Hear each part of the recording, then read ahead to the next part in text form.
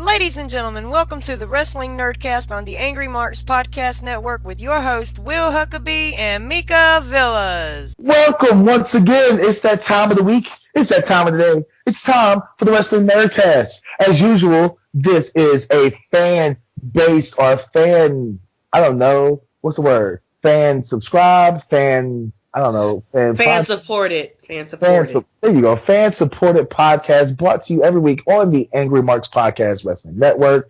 Huge shout out to our Patreons. I want to give a big, huge shout out to our friend David Cook up there in New York. What's up, Dave? As usual, this show would not be possible without our friends at Indie Customs.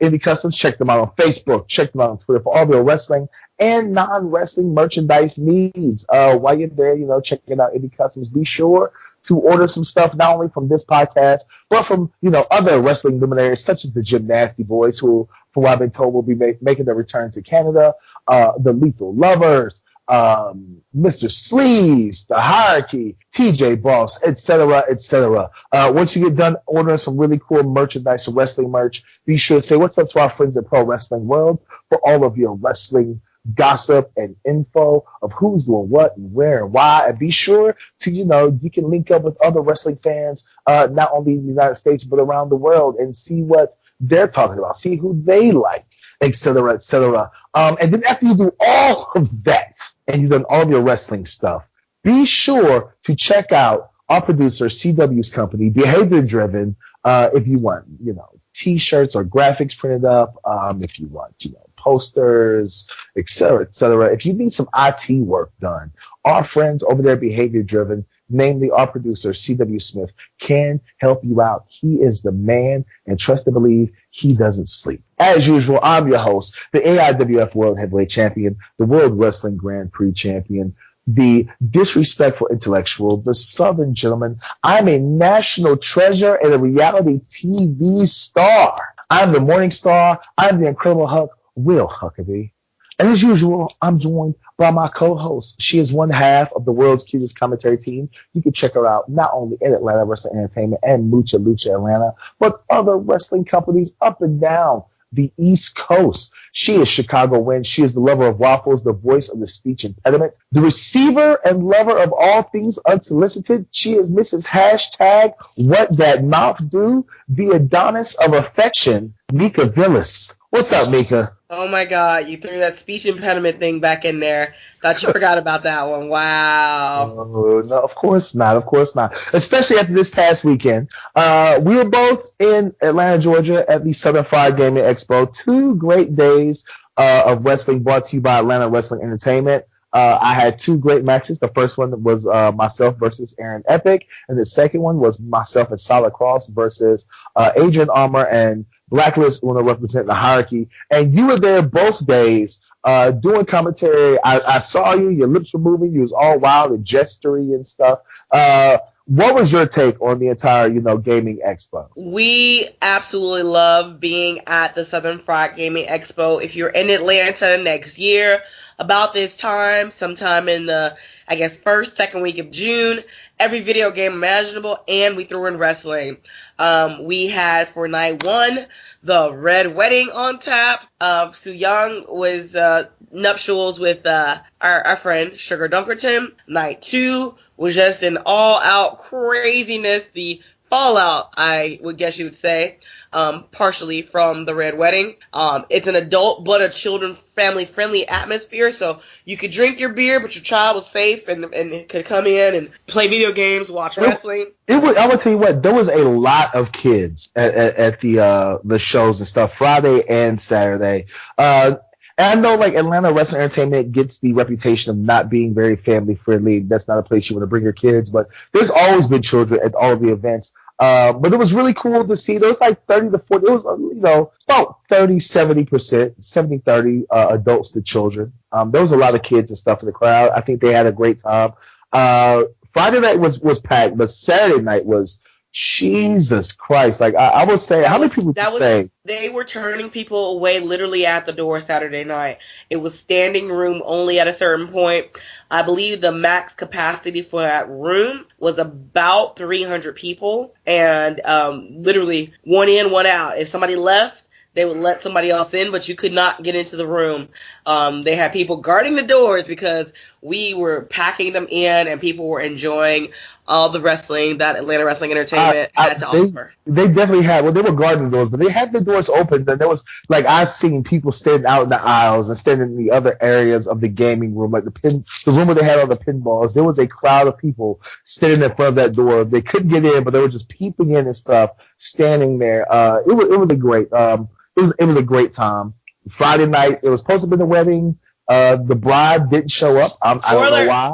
Spoiler alert. I mean, for anybody who maybe was waiting to see what happened. Oh, well, the deal is the hierarchy, Blacklist Uno and the returning princess of the hierarchy, Kimberly, along with the rest of the hierarchy, they apparently did something to the bride. Soo Young did not make her wedding. They apparently attacked her and made her incapacitated where she could not walk, glide, or kill down the aisle Friday night. And that left Sugar Dunkerton and his best man, Chris Main, alone, having to literally battle their way through the hierarchy that evening, dressed in their finest red wedding attire. I tell you what, that suit that Suge D had on, I wish it came in my size, because I definitely would rock that. I think what speaking and something to correlate to that is that Saturday night during my tag team match, it was me and Solid Cross versus the hierarchy. Slade Porter was ringside and was causing a ruckus and stuff, and out of nowhere, Sugar D like beelines into the building and just jumps on Slade Porter and beating him through the back. Like I did not see that coming. I was like, oh shit. Like, when the hell did Sugar D get here? You know what I'm saying? Like, I thought he had already left. I didn't know that he was going to be back in town. Like, it was ridiculous. Definitely got the crowd on their feet and stuff, but it was a good show. We got to play, my favorite thing, I guess, besides the wrestling, was playing the video games. And they had, Tekken and Street Fighter and Mortal Kombat. And the craziest thing about it was that they had all of the Japanese arcade versions of these games and stuff. Soul Calibur, Tekken 2, Mortal Kombat. Like they had the Japanese version. So you really had to know how to play. But the bad thing was, especially with like Tekken and with Soul Calibur and Soul Blade, there were a lot of characters up there that I had no idea who they were. And then some of the controls, was it just me or did some of the controls in those video games not work? Do you like what you hear? Do you like hearing me and Mika go back and forth between ourselves and talking to some amazing guests from around the world of pro wrestling? Well, then be sure to check out our Patreon at patreon.com/The Wrestling Nerdcast. Donate everything from $7 and up. And as your donations go up, so do the prize packages. Everything from a follow on social media to joining our exclusive Wrestling Nerdcast Facebook group to being able to book your own podcast with a guest of your choice within reason, people. Because trust and believe, we're not getting Stone Cold or AJ Styles on this podcast. But once again, if you like us, please support us and spread the word. Thank you. Talk to you later. It was just you. You don't know how to play, pretty much. I watched you play, and you're a button pusher. You push my buttons in daily general life, and apparently the same goes for video games. You just start hitting all the wrong buttons. So, yeah, that was operator error. I will admit, you kicked my ass in Mortal Kombat. I will admit that. You kicked my ass in Mortal Kombat. But I'm an avid. And then when I was a kid, I was an avid Soul Calibur and Soul Blade player and Tekken. And there were a lot of characters. And the person I was playing with, I'm not going to mention his name, but the person I was playing with, even he had a difficult time playing because it was the Japanese version. And like the kick buttons were very funny and stuff. Like the kick buttons didn't work. I didn't understand. But still had anybody who ever has played video games, and we're talking about the arcade cabinets, Will is giving the classic excuse for those guys who get their ass whooped and have to keep putting quarters in there. Oh, these buttons don't work. I don't know my character. Blah blah blah blah blah. You know what? Fact of the matter is, I beat all y'all asses, and I have these claws going on. I was drinking. First of all, I was drinking, so I was inebriated. I've got these long nails on, big enough to scratch people's back like a katana, and I still whooped ass. First of all, I admitted that you beat me fair and square in Mortal Kombat. I'm just saying on games that I know I'm great at that I played as a child in the arcade. Like it was weird because it was the Japanese version, and B, like the buttons were not working. Like the kick buttons and stuff were not working. Do we have a a sound bite of like a baby crying. We need that after he speaks. Just wah. You know what? Anyway, ain't nobody paying attention to you. Nobody is paying attention to you. I will say though, on Saturday night, I will say that I reclaimed my throne as king of the punch machine. I had set the record with both my left and right hand Friday night, and then I guess Saturday somebody came and broke my record, and then I went back after the show while waiting to get pizza and stuff. Went back, hit it the first time, broke the record again. So when it comes to the Southern Fried Gaming Expo, I am the champion when it comes to punching machine. I will give you that. I saw the video of you beating on that poor punching bag, and that you beat out James D. Drake. I mean, he chopped it, you chopped it, you beat him. So that, I don't know if he was pulling his punches, maybe. Oh, really? He was pulling. Pretty much. No, he did not pull his punches. I just hit harder than James Drake does, and now I have video proof that I hit harder than James Drake. I want to see it in a match. I want the two of you to have a chop off in the ring. Let's see what. You know what happens is that usually in a match or whatever, people take the first one from me, and the first one is usually so hard or whatever that they start covering up, or they start like rolling their shoulders so they don't get the full effect, and the chop doesn't have the same amount of emphasis. With James Drake, I think it's just we have differences in how we chop. He does the Japanese style where he goes all the way across the chest. Well, myself, I go right there, wherever's closest to me, I hit that. Where he goes across the chest, hits you almost in the throat, et cetera, et cetera. But yeah, it doesn't matter. I still hit harder. Again, I just need to see it. I mean, pretty much, I think he can whoop your ass. So I'd like to see that match. Somebody book that. Wow. Yeah, somebody booked me versus James Drake. Yes. I doubt that would ever happen, but yes, somebody needs to book me versus James Drake. That would be badass. Put it in the atmosphere, man. For one of those titles of yours, he needs some gold. No, he doesn't. He already has some. He's the West Virginia Championship Wrestling Heavyweight Champion. He doesn't need any more. He doesn't deserve any more. Also, ladies and gentlemen, I was fortunate enough to crash at Mika Villas's estate. I got to crash at the Villas Villa. Manor. The Villas Villa, yeah. The Villas Villa, and drank all of her caffeinated drinks. All my soda's gone. Used up her Wi-Fi like it was nobody's business. Yeah. Got to watch some really great New Japan Pro Wrestling after wrestling and stuff. Woke up at 3 o'clock to make, or 2. Yeah, it was like 3 o'clock. Woke up at 3 o'clock in the morning to watch New Japan Pro Wrestling. Fell asleep. I'm so mad. I fell asleep right before the Jericho Naito match. But then I was able to watch it, later on that day. Have you watched any of it yet, Mika? I have been rocking and rolling since. I've only seen the clips. It looked amazing. I am going to have to get back to it this week. It's a huge, crazy, busy week for me. I'm working on some more wrestling related stuff, so not yet, but I am going to get to it. Well, I will tell you what, this must be the weekend. This had to be the weekend of new champions, because Atlanta Wrestling Entertainment has a new champion.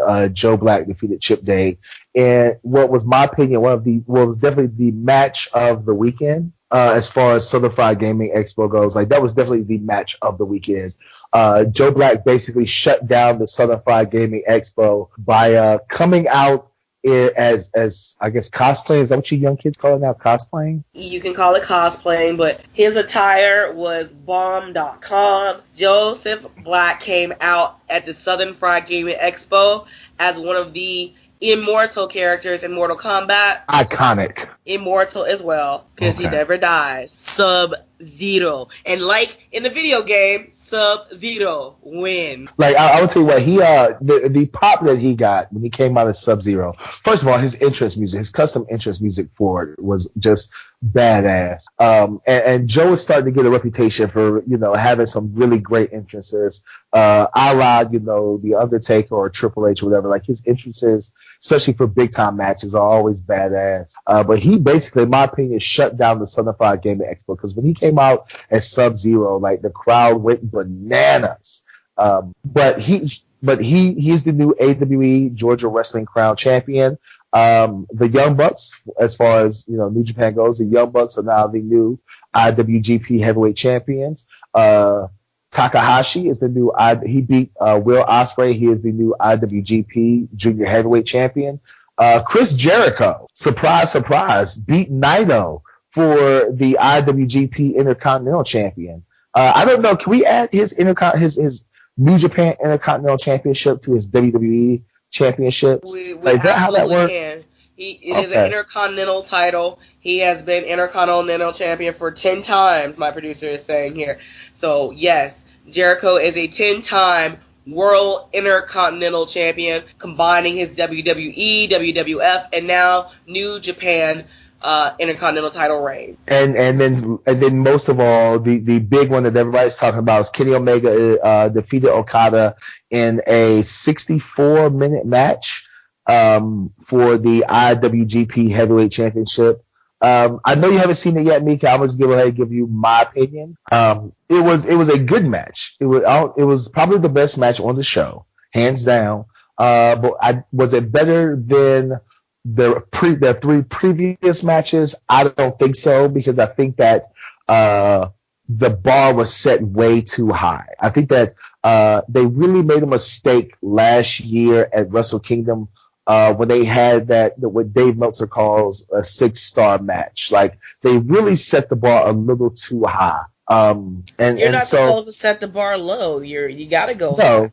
No, but I think because the bar was set so high, the anticipation was like, oh, this is about to be the greatest match ever. And don't get me wrong, it was a really, really good match. But I think because we've already seen their greatest hits and we've seen them do so many reckless things with their bodies and with each other that they didn't really do in this match, I think that it kind of took away from it. I think that if they wouldn't have done that ridiculous table spot at Wrestle Kingdom last year, or did that tiger suplex from the top rope, a lot of the one-wing angel on the table on the outside, we wouldn't have done all those wild, crazy spots and stuff. And they wouldn't have already went 60 minutes, a 60-minute draw.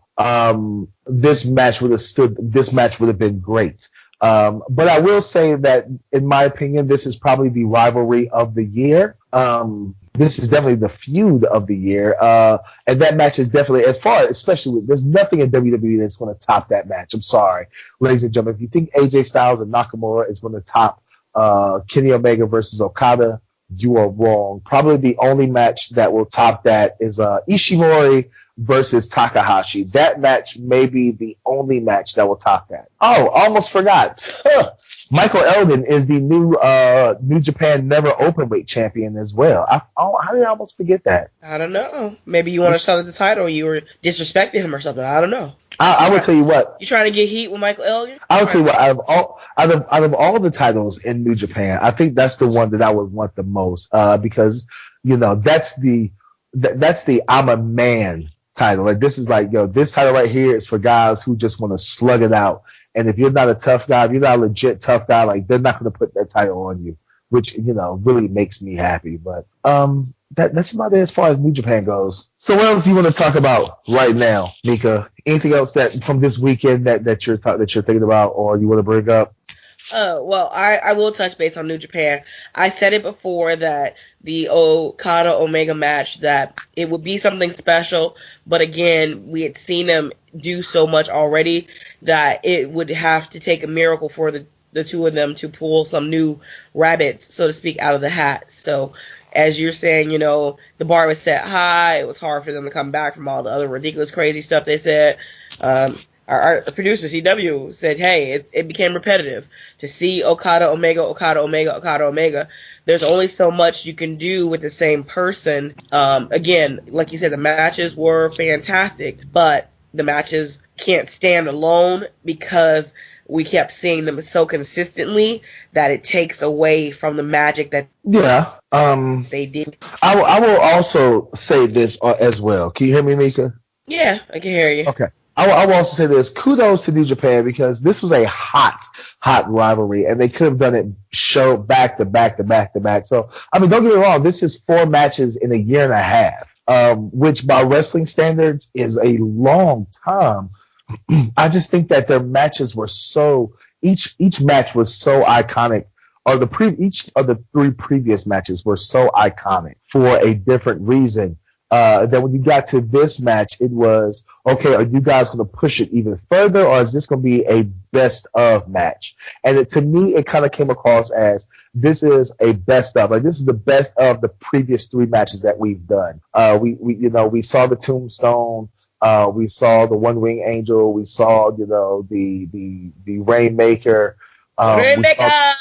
We saw the dives and stuff, this was this match, we're going to hit all of our best hits. And also, I think the problem is the fact that because they knew that they were going to go so long, the pacing of it was kind of hit and miss. It started off very slow.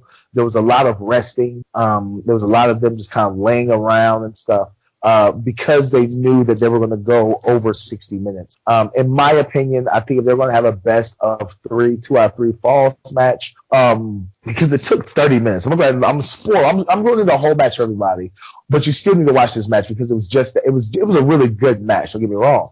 The first match was over 30 minutes before the first fall.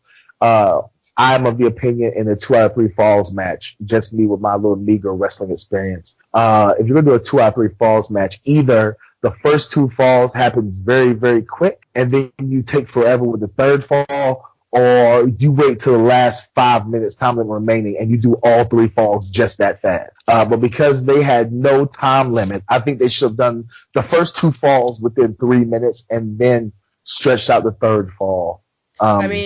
You think about it, it's different because you're expecting one of those 2 classic formulas, but they went against the mold. It's different. You got to give them that. They basically had 3 30-minute matches for the most part, or 3. They had a 30-minute match and then 2 20-minute matches, basically, or something to that effect. Or 2 15-minute matches. Like I said, it was just the pacing, but they are both way better than I am. I've never worked in New Japan, so I can't say that what they did was wrong, because obviously they're not, because they had over 12,000 people there. So it's okay. One day you'll draw 12,000. I don't know how. Maybe on a piece of paper with a pen. Speaking of drawing a crowd, let's talk about really quick Money in the Bank this Sunday. Oh, Jesus. Tickets still on sale there, people. You want to know why? Why? Because everybody spent their money trying to be all in. No. Let's be honest. What match are you really looking forward to for Money in the Bank? None of them. Not a damn one. There's one match I'm looking forward to, and that's only because of AJ and Nakamura. You're looking for not even. Okay. No, because I know that WWE is going to bastardize the shit out of that match. I'm actually looking forward to seeing what happens with the female Money in the Bank match. Mainly because, and the only reason why I like that is because I want to know what's going to happen with Nia Jax and Ronda Rousey.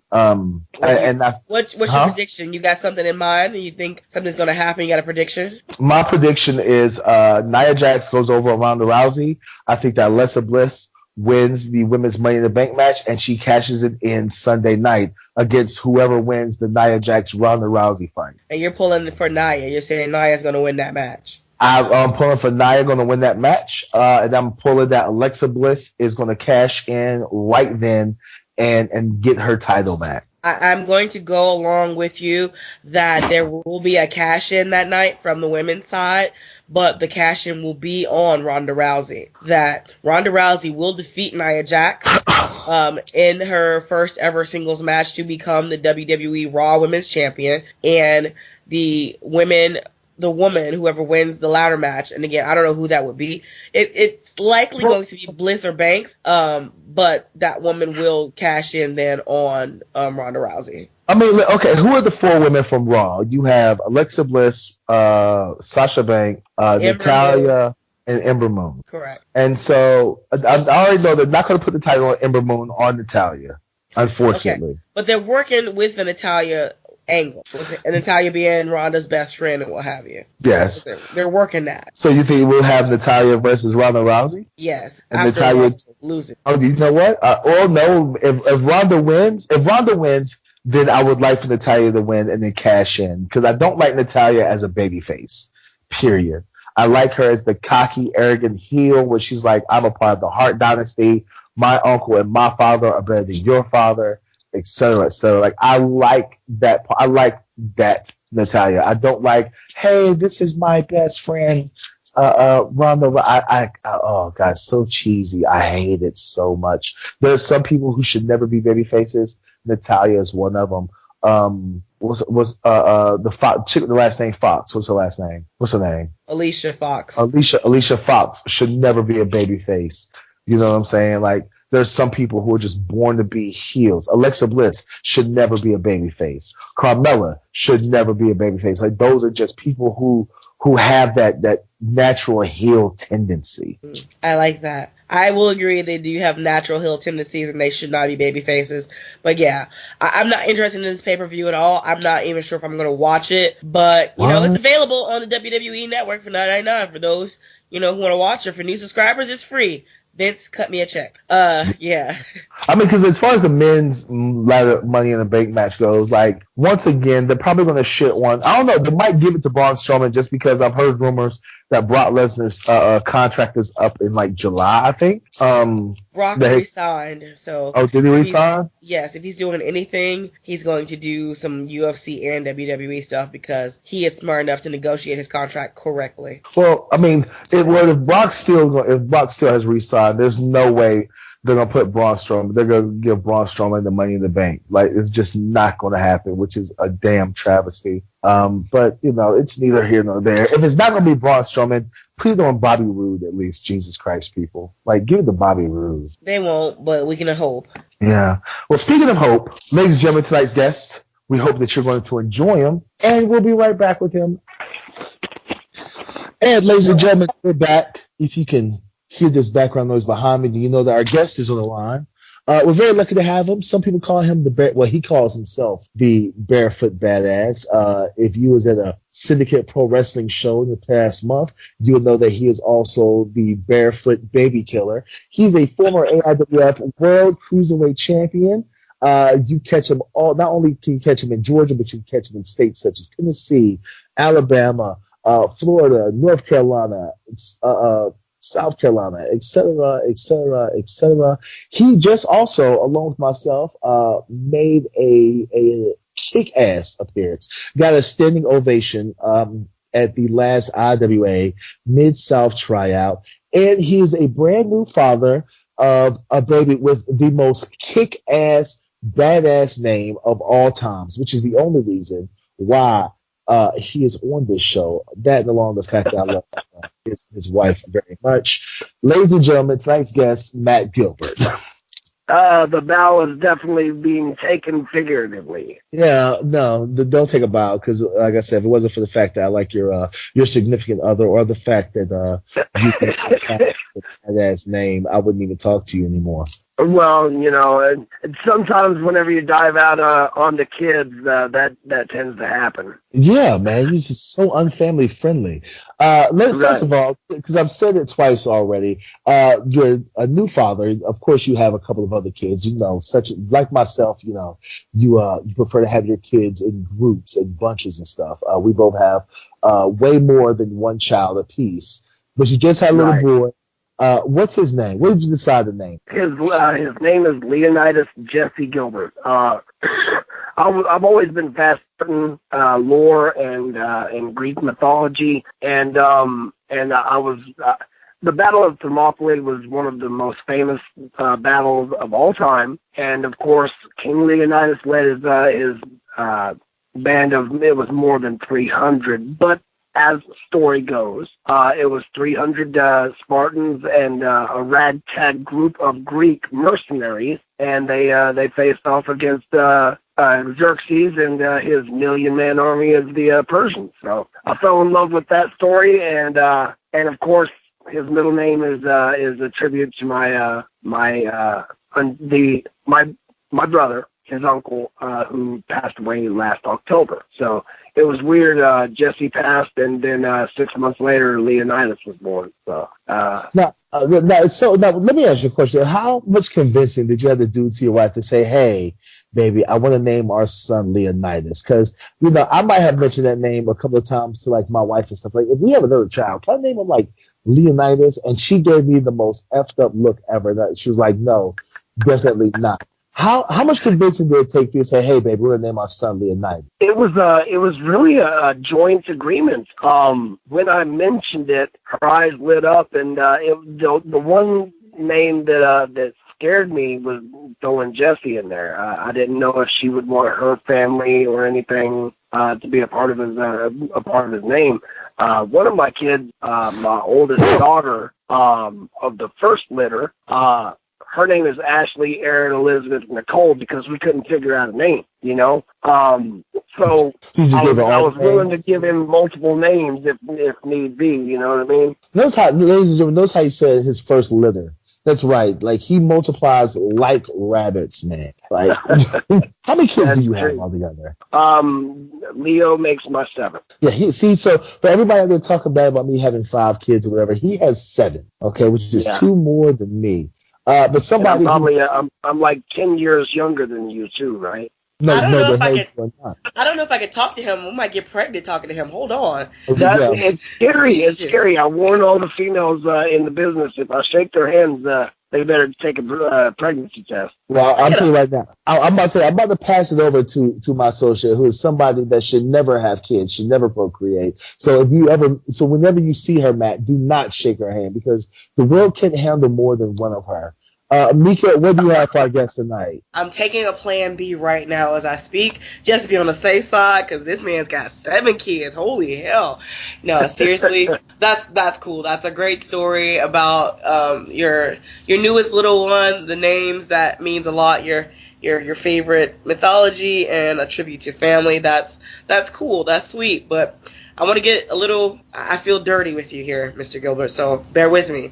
Barefoot badass. You walk around wrestling rings and arenas barefoot. That, along, you and Matt Ring, because that is just disgusting. Why barefoot? Please, tell me. Why are you not wearing shoes? What is wrong? Well, there's 2 stories. There's the gimmick story and there's the shoe story. I can tell either one. The gimmick story, and ever since I was a kid, I was being trained in martial arts rather than wearing the traditional gi and the lightweight shoes that they wear. I would much rather do it barefoot because kicking a man across the face feels really good whenever you can kick him flesh to flesh as opposed to having some type of barrier between the two. Now, shoot, I was wearing boots my first year. I did a pretty crazy dive, and whenever I landed on my ankle. And they had to cut my boots off. And it was my first pair of boots. I don't even remember what exactly happened to them. It's been so many years. But they had to cut them off. I was on crutches for like 6 weeks. I'd been in the business maybe 8 months at the time. I was on crutches for 6 weeks. And when I came back, I wasn't going to get in there with my Nikes, So I asked around. Nobody had any boots that was my size because I'm a midget. and I ended up doing I taped my ankles that night, my first night, and it's been the same way ever since. I like the way my toes can grip the mat, and like if I hit the ropes, I like the way that I feel I can grip the ropes with my toes like a monkey. Wow. Yeah. Okay. Has there been anybody who's faced off with you and like, hey dude, please, can you put some shoes on? Do people ask you like weird stuff like, can you wash your feet first? I mean, anybody have any like issues and kind of like, hey, this toe thing not gonna work for me? The funniest thing, I've not had that so much. I don't know if they said it and I did it anyway just to prove a point, or if I just don't remember.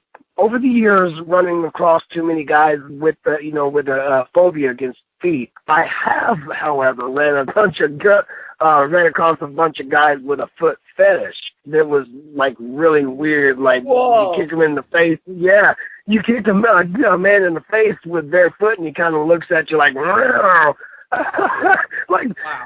You know what I mean? It stops you in your tracks. Basically a cutoff. I'm done. You won. I'm out of here.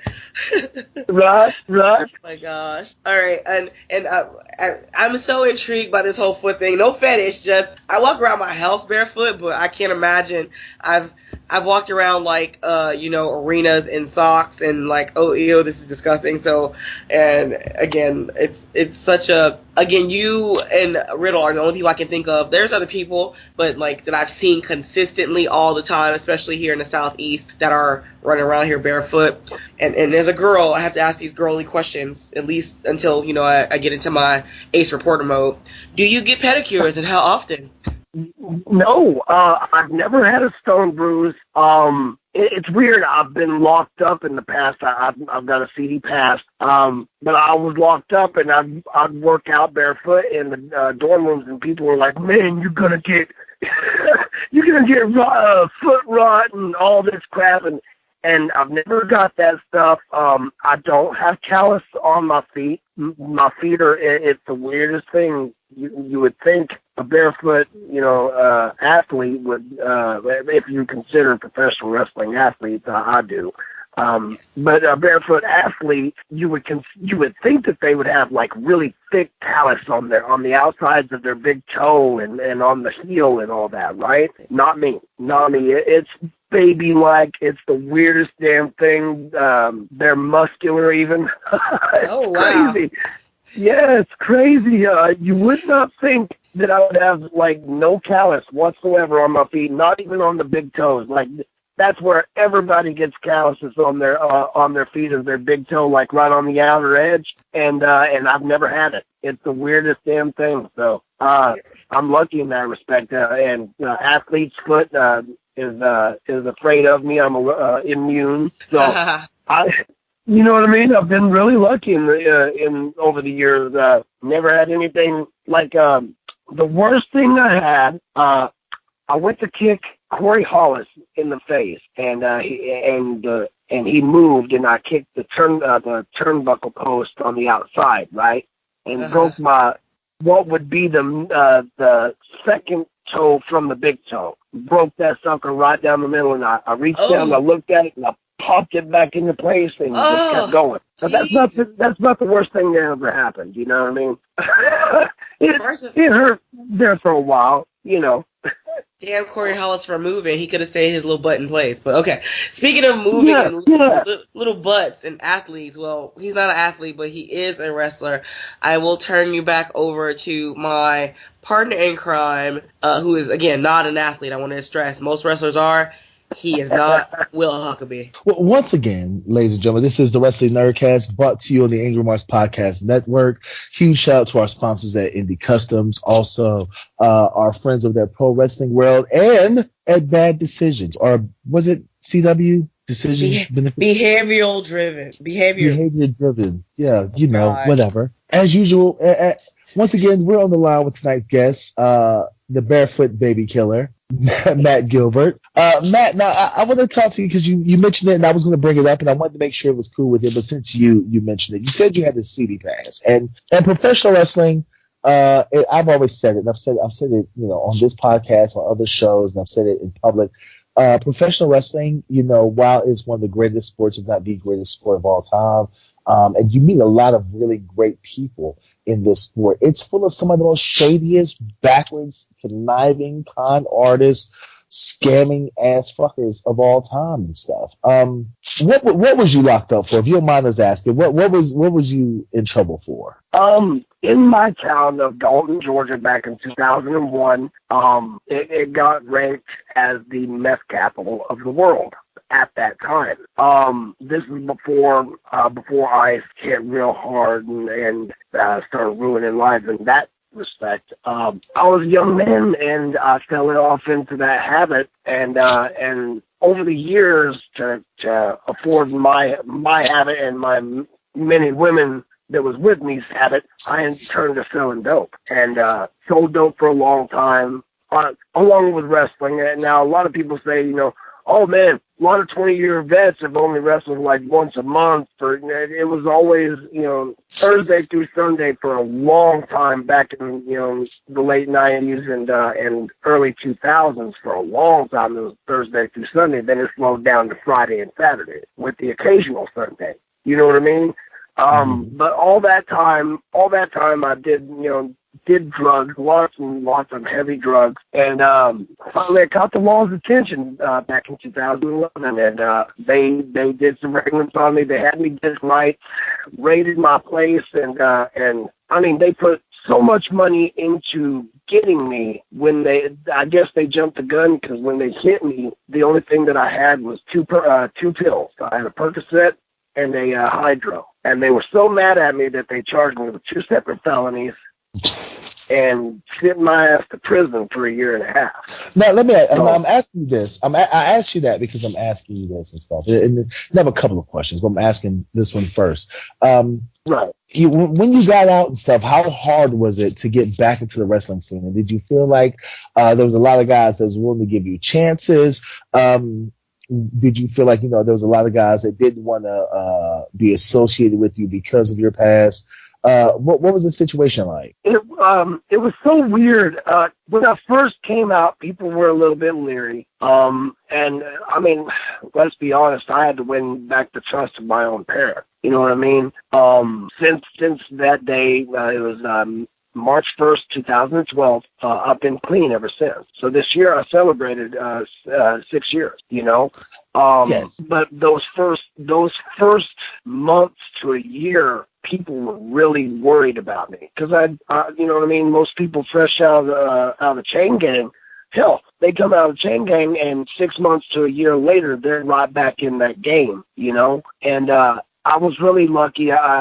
My mom and dad didn't write me. They didn't send me no money. I didn't get, I didn't get no money put on my books. I didn't get no letters from anybody. The only letters that I got was from my ex at the time, and she wrote me about how she had fallen in love with a new guy every month. And this was the woman that I was with whenever I got locked up, so it was breaking my heart, And had I not had all that happen, had I had money on my books every week and mom and dad writing me saying, oh, it's going to be okay, you just come on home, we'll show them. If I had everybody, being by my side while I was locked up, I don't think I would have ever stepped away from the scene like I did. I came out and go ahead. I'm about to say, because I've known you for a couple of years now, and it wasn't until recently that I knew that you even had some kind of past. And the reason why is because, when you're in the back, we laugh, especially me and you, we have that rapport, but you laugh, you joke with everybody. And with some guys, you can kind of get that feeling like, you might need to watch yourself around this person.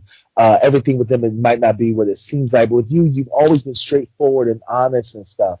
Do you ever, take your history, and especially being a 20-year vet and stuff, and I can attest to the fact that even now, you're booked 3 to 4 days a week.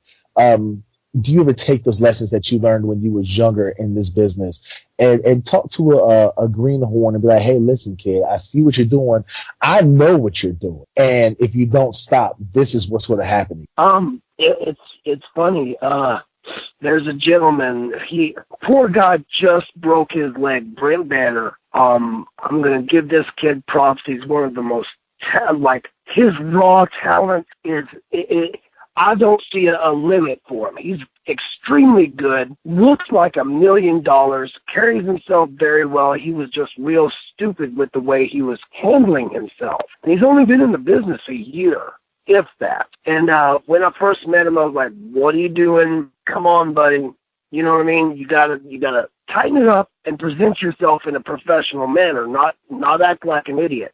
I mean, my biggest thing was treat this as a business, not as a hobby. If you want to say that you want to make it, you go out there and you work for it, And I beat it into his head, and the kid finally started breaking out, and then he just had an accident and broke his leg. But all props to him. He was getting out there, he had paid it forward because of all the times he rode with me and got booked. He messaged me out of the blue and was like, "Hey, brother, a couple months down the line, are you booked in, I think it was somewhere it was Bristol, Virginia?" And I told him, I was like, "Well, no." He goes, "Well, you're booked now with me," and told me the PO, which he had negotiated. I was extremely proud that he had listened and applied it in his own way and not did exactly what you know what I mean? He did exactly what I said, but in his own way, put his own twist to it, and there you go. You know what I'm saying? I'm a nobody, but at the same time, I've listened to very, very talented people that are a whole lot more successful than me, and I try to apply that myself and show everybody that I can possibly show, because I feel like my eyes have been opened, to this wild, this amazing aspect of the business to help guys like that, For years, it was always just about the match. I wanted to get to the next match. I wanted to, make that match absolutely amazing and scrap it and then go to the next match. You know what I'm saying?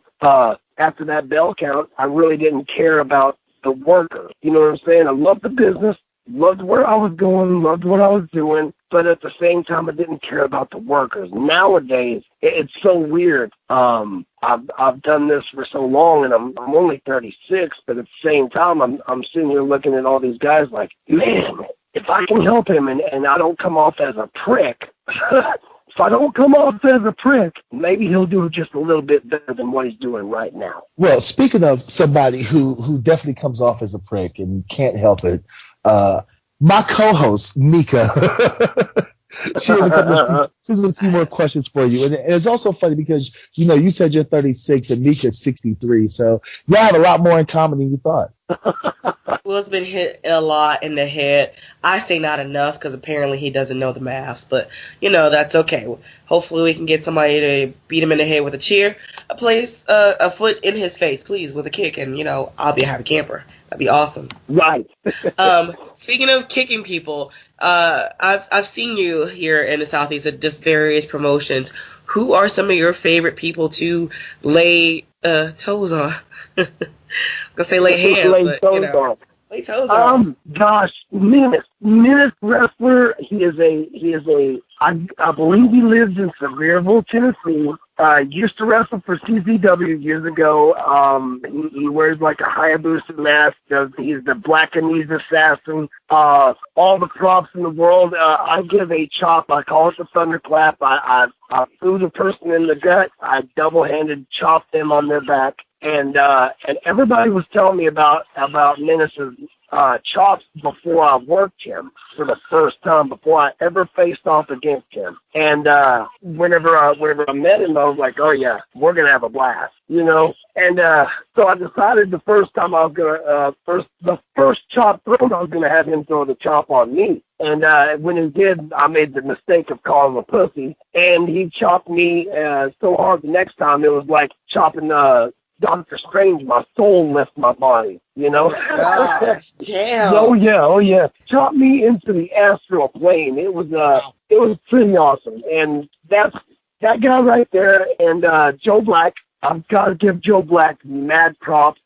He is absolutely amazing. We don't put Joe over on this podcast. Will not put Joe Black over. I will put Joe Black over all day because he scares me, but he's also good. Shut up, Will. Shut up, Will. Put Joe Black over. Can we mute Will's microphone, please? Thank you. Will's mad because every time Joe and him are around, he's got to carry Joe's bag.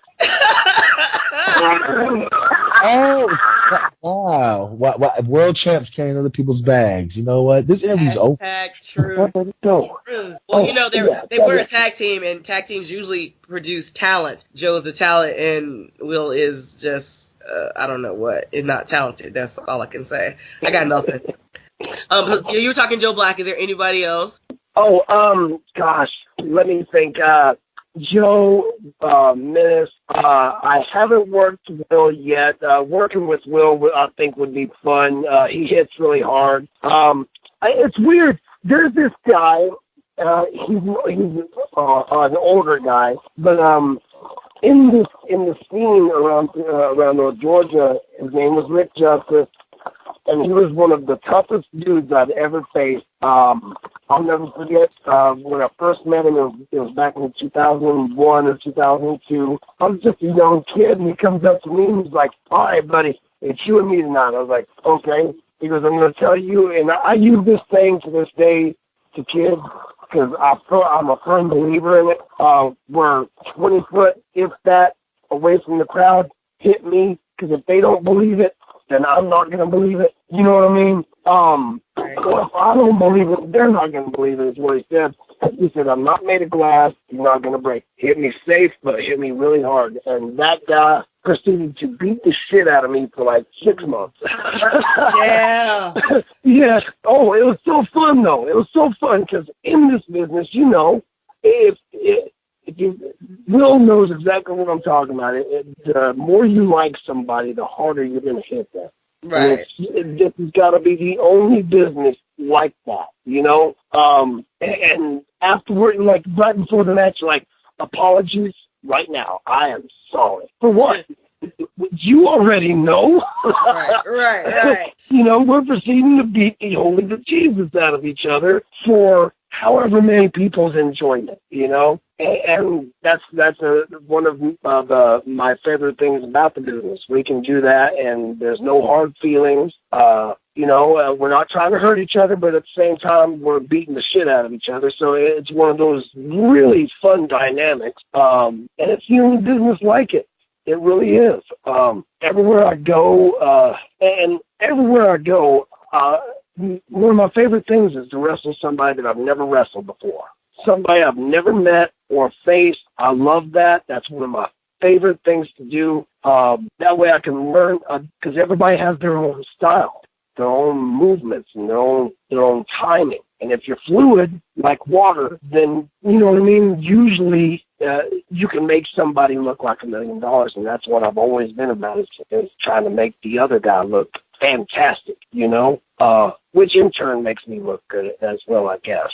But making them look really good is definitely the main point of any match. You know what I mean? That's true. That is so true. Now, you mentioned that you're short in stature. I won't say what you said, but you mentioned that you're smaller than some of the guys. But honestly, he's a midget. Gosh, you move in the ring, and just watching you on video until I saw you in person, I was like, oh, things on the screen are larger than they appear, or smaller than they appear. As a smaller guy, how do you know, is there anything you need to overcompensate for when you're fighting bigger opponents, or is it that visual that you're hoping for, and when you go into these matches to kind of, you know, get over even more what you're doing when somebody sees that you're a small guy but you're kicking ass? Oh yeah, oh definitely. God, I used to love to say I might be 1.5 foot shorter than you, but I bet you money I can hit a whole lot harder. You know what I mean? Or you may hit hard, I bet you I can kick harder. You know what I'm saying? And those are some of my sayings. I used to sell those on T-shirts and crap like that way before the hashtag movement, you know, because I'm old.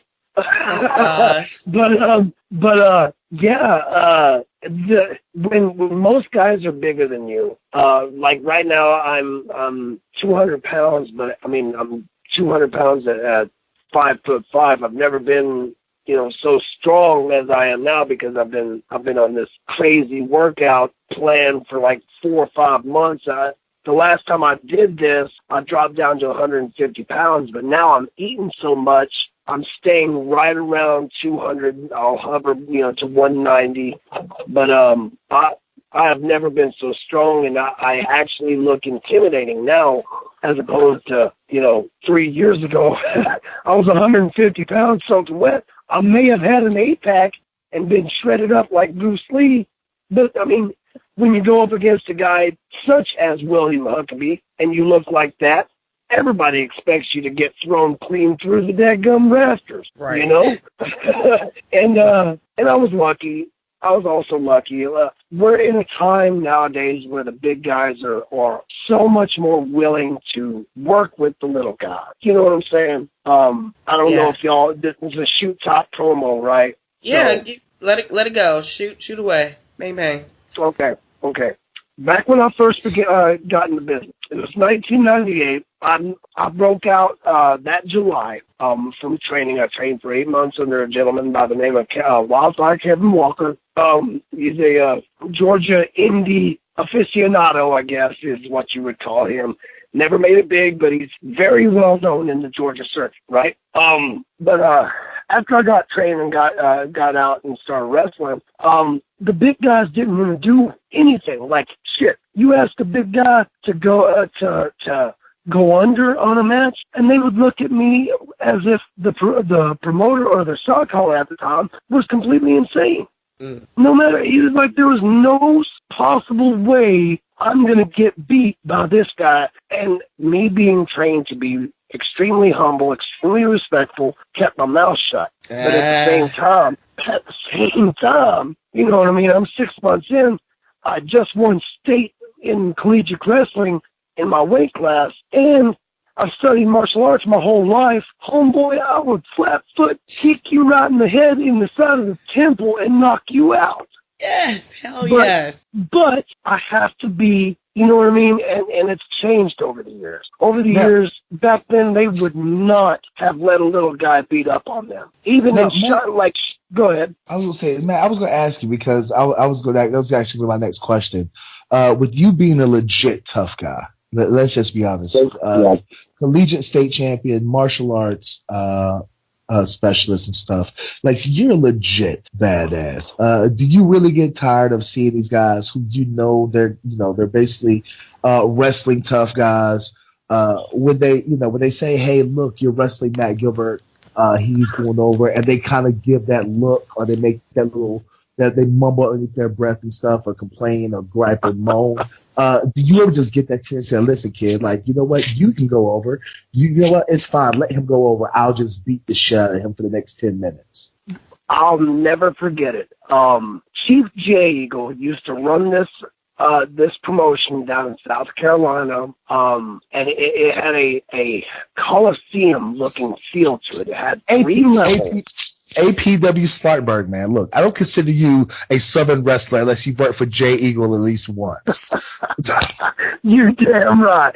You're damn right. I go in here with this guy and we tag, right? And these 2 big muscular guys walk over and they're like, "Look, man, we've been doing this for about 1.5 years now. Watch out for his clothesline. He just knocked out a dude, and my kick, I just broke a dude's ribs last week." And at the time, I'd been in the business about 4 years, and the guy beside me was a vet and had been in the business about 15. And we just kind of looked at each other, and I looked back at him, and I say, "Yes, sir. We just broke out of training. Dog's been in it about 6 months, and I just got out like 3 months ago. Please take care of us. That's all I'm asking." Well, Dog started the match, wrung this dude's wrist, and brought him over to me. And whenever he tagged me in, I got in and beat the bejesus out of both these dudes. They tried to fight back, but there was nothing they could do. You know what I mean? Go to swing on me, I can take the hit, and then I'm going to ankle pick you and put you on your back. You know, and once I'm on top of you, homeboy, that's my territory. And then they were the heroes. They're heroes there, and they went over on us. And on the way back, Dog looked at me and said, "Man, you didn't let me have the rest of the match." I was like, "No, because I know you were supposed to take heat." And I wasn't about to do that shit. You know, after those boys come up to us, and they were both big guys, about 6'1", 6'2", and wanted to talk like they were going to beat up on us the whole match. It wasn't that fact so much as warning that they'd been breaking people and shit. Like, buddy, you'd be lucky to break me, you know? So that was the only incident, and, Jay Eagle gave us our PO and, told me, said, "Man, I can tell you practice karate or something." I'm like, "Yes, sir, I've done a little bit." And just a little bit. Kevin, my trainer's the one that got me the booking. He cussed me out. I took that lashing. afterward because, and Dog heard it. So he took up for me. He was like, the kid's right. Nobody should be beating, should be trying to run roughshod. And you know what I'm saying? That's about the only time I've ever had that type of stuff happen. Other than that, I was always winning and losing didn't matter to me. It never has really. I think that's the big part of it. Like, you can get over without going over. You know what I'm saying? Exactly. Now I know our time with you is running very short and stuff. You know, obviously you have to get back to the family and everything. But I want to, we always do this with our guests and stuff. I ask you a couple of questions, and depending on the answers, depends on whether or not A, we like you, and B, if we ask you to come back. So I'm gonna ask you like 3 questions, and then you just kind of, just answer the first thing that comes to your mind. All right? All right. Favorite place to go after a show? If you had to choose between one, is it Waffle House or IHOP? Oh gosh, Waffle House. Words. That's what I'm talking about. See, Georgia people know about IHOP. Okay. Because you're a Georgia-based wrestler, we're gonna do like this. Sheets, Quick Trip, or Wawa? Oh God, Sheets, hands down. I'm a Sheets fanatic. Love that place. Word. That's what I'm talking about. And you're riding down the roads after a show. You're by yourself. Radio's on. What's that one song that comes on and stuff that's your guilty pleasure that most people will not know? Oh gosh, damn it. There used to be a Taylor Swift song that I really liked. If I was alone, I'd put that crap up and roll the windows down. I just can't. The one where like she wears short shorts or some crap like that. Oh yes. Now Husky got my old lady looking at me like I've lost my manhood. Don't feel bad, man. Look, I like T Swifty as well. You know what I'm saying? T Swizzy is cool with me, bruh. Yeah. Anyway, like I said, I know time with you is running short, so this is the part of the interview where we tell you, unlike in a wrestling match, now's the time when you can get your shit in. So let all of our fans and listeners become fans and listeners of the Barefoot Baby Killer by telling our listeners where they can follow you on social media and what shows will you be at in the upcoming weeks. Okay, I'll be at the World Sports Expo this Saturday.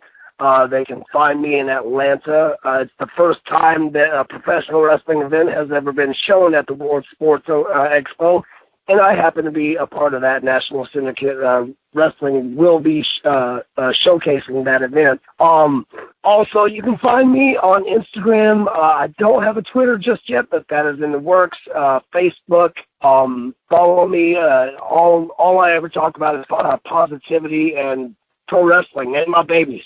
I'm going to make my little baby boy an internet star before it's over with. He is absolutely gorgeous. So y'all have a great night, okay? Thank you so much for having me on. Thank you for being on. And luckily, your son looks like his mother and has no feet. The only thing he gets from you right now is his height. Wow. That's it. Fortunately, he looks like his mother. So, but thank you, Matt. I will see you in the upcoming weeks and stuff at a couple of shows. But thank you for being a guest of the show, man. We'll see you on down the road. All right, brother. All right, bye. Bye, y'all. Mika. Yes. The barefoot badass Matt Gilbert. Barefoot badass. I asked a lot of feet question, and it sounds weird, but honestly super intrigued about that because you guys do so much in the ring, and I've seen people, stomp on toes, step on feet, or whatever. So it was just really interesting for me. I liked him. I've seen him in person a few times here. He's amazing. He's good. He's good people.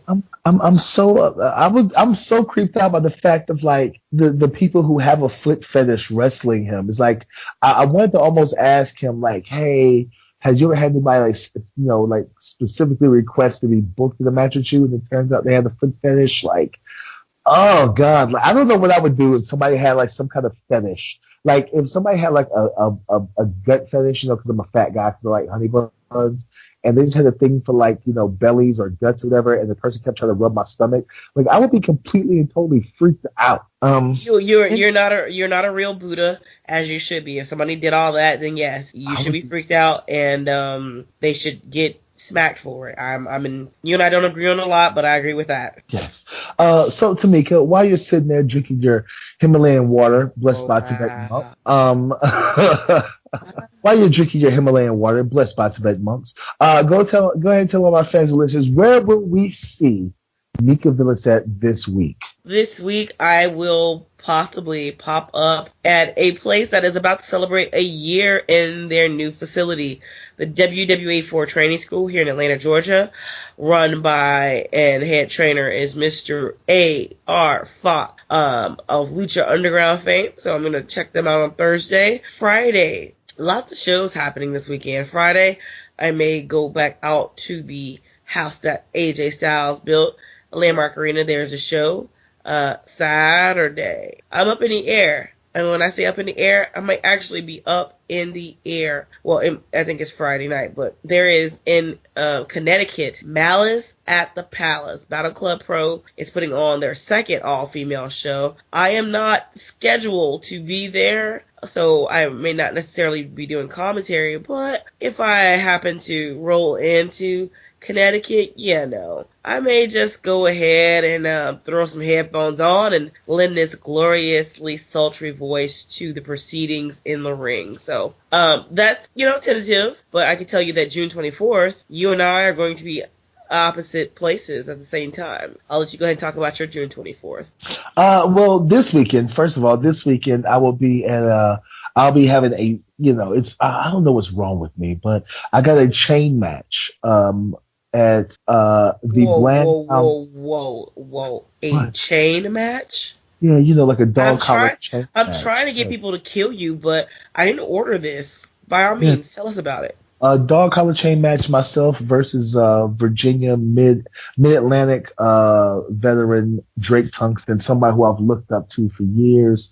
We're having a dog collar chain match for the AIWF World Heavyweight Championship. It will be at the Bland County Relay for Life.